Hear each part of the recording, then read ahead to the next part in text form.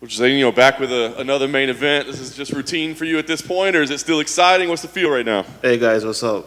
Nah, it feels good. It's a main event. It's a big opportunity, and yeah. Does it still feel like any added, responsibility, or you got to do more than if you're just fighting in another position on the card? Nah, I just have to win. That's it. Easy enough. Obviously, you kept getting rescheduled. You ended up having a change of opponent. I guess during these past couple months, has it been frustrating for you? Have you been okay? What's it been like for you? Yeah, I gotta be honest. It was a tough half year, 2022, but it is as it is. It gives me more time to prepare myself for what's coming. And the heavyweight division it's busy and it's awesome. So it gives me a good chance to prepare myself better and positive. Do you find it difficult to focus when all that thing is changing, just to get the training routine and the schedule just right? I mean, the focus is not difficult, but it is the body, body-wise, you got to give yourself a little bit rest so you can go back into camp and push forward. So ultimately it gets changed to Volkov, I guess. What did you think when that was the name that was given to you? I right away think it's a good name. It's a big name. It's a big boy as well. And it's a good opportunity. Yeah, definitely. I know you're not used to preparing for a lot of people bigger than you. Is that challenging to his size, his framework? Does that make training a little bit more difficult? Yeah, it is. It is challenging. It's tall. You get more reach, a lot more reach. But it is what it is. I go in there and bring the problem. Is it more fun to prepare for a guy like him? Because, I would think that he's more likely to strike with you. He'll probably wrestle a little bit, but more likely to strike than some of your other opponents. Is that more fun for you to prepare for? On the paper, it's fun, but I don't think he's going to stand and strike with me. I think he's going to try to take me down, and we're going to see it from there. But I don't think he's going to strike with me. Do you think he'll try in the beginning at all, or do you think it'd be silly for him to even try to strike with you? Nah, I don't know. We're going to see it this Saturday. The last few fights, kind of alternating wins and losses. But obviously facing elite level competition. I guess what do you think the key is to making sure you get consistent results? Now the key is stepping up my overall game, what I did, and it's not there where it has to be yet. We got a lot of mountains to climb, but it's coming along. Yeah. Talk to me about the goal here. Is it just win, or is it to get one of those spectacular knockouts that you're capable of doing, or is it just a win by any means necessary? A win by any means that's necessary, but a knockout, mace, is that's what we're going for. Nice. You carry the power, so you just throw it. Nice. Last thing for me, you kind of touched on it a little bit, but I guess as you see this fight play out, talk to me about how you see it going. You think you're just going to have to be defending wrestling from the very beginning? Maybe, maybe not. I don't think it's going to be a long fight. That's how I think it can be first round, second round. That's how I see it, basically. I'm curious, what did you think of his performance last time against Tom Aspinall?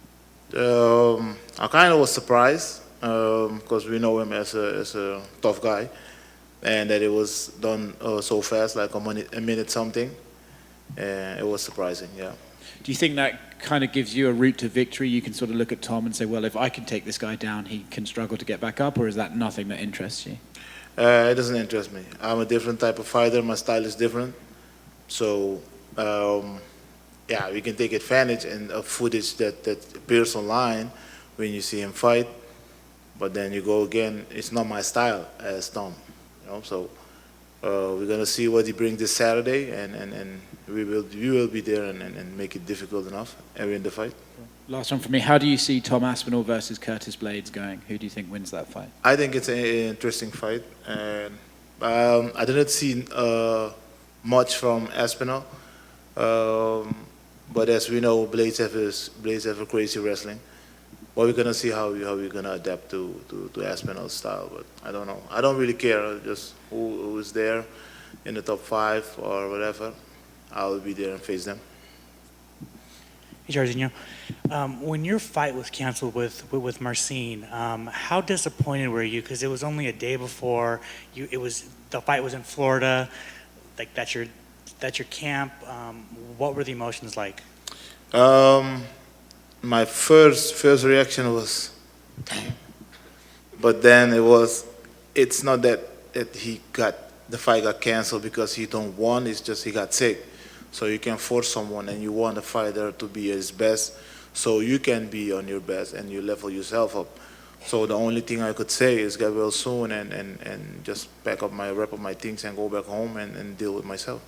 Like, what do you do when you find out? Like, are you calling the UFC, like, get me a late replacement? Do you go back to the gym? Do you kind of just watch the fights, kind of sad? Like, what do you do? I definitely watched the fight at home, and no, I spoke to my manager Lou, and he said to me, "This is our options, and we didn't choose the fastest option. We choose for a better fight, a better opportunity, and this is this one."